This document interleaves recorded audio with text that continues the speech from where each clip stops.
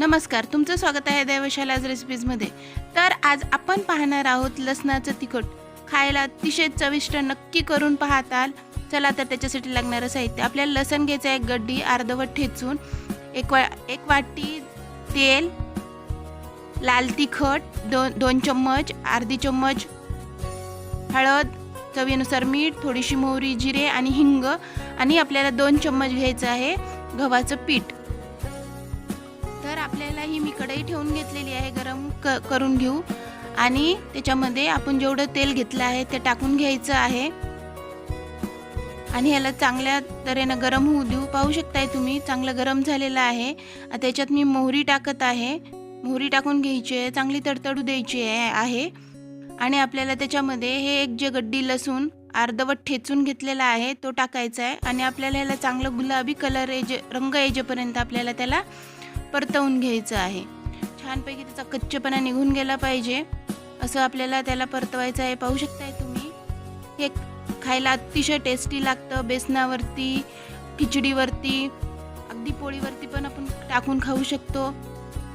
अगदी खमंग तोंड पडतं। नक्की करून पहा आणि केल्यानंतर कमेंट करायला विसरू नका, लाईक करा। चवीनुसार मीठ टाकलेलं आहे, ह्याच्यात हळद टाकली आणि आपण घेतलेलं सर्व साहित्य त्यात मिक्स केलेलं आहे आणि ह्या टायमाला आपल्याला गॅस बंद करायचा आहे आणि फक्त हे जे आपलं तेल गरम आहे त्याच्यामध्ये हलवायचं आहे। 2 मिनिटं आपल्याला छान हलवून घ्यायचं आहे जेणेकरून आपलं साहित्य करपलं नाही पाहिजे। आता मी वापस गॅस लावून घेतलाय।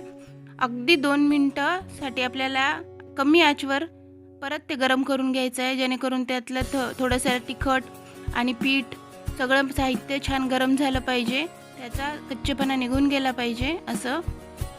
आणि आपल्याला लगेच आता गॅस बंद करून घ्यायचा आहे आणि 2 मिनिटं त्याच्यात तसंच आपल्याला हलवायचं आहे। पाहू शकताय तुम्ही अगदी सुंदर असा रंग आलेला आहे आणि आपण हे आता एका वाटीमध्ये आपण हे काढून घेऊ। हे काचेच्या भरणीमध्ये तुम्ही भरून ठेवू शकता। अगदी हे 15 दिवस ते 8 ते 15 दिवस टिकतं। माझ्या घरी तर खूप झालं 5 ते 6 दिवस राहतं। 15 दिवसाचा प्रसंग येतच नाही। खूप चवीला टेस्टी, तोंडाला खमंगपणा आणतं। नक्की करून पहा आणि माझं चॅनल लाईक, सबस्क्राईब करायला आणि कमेंट करायला अजिबात विसरू नका।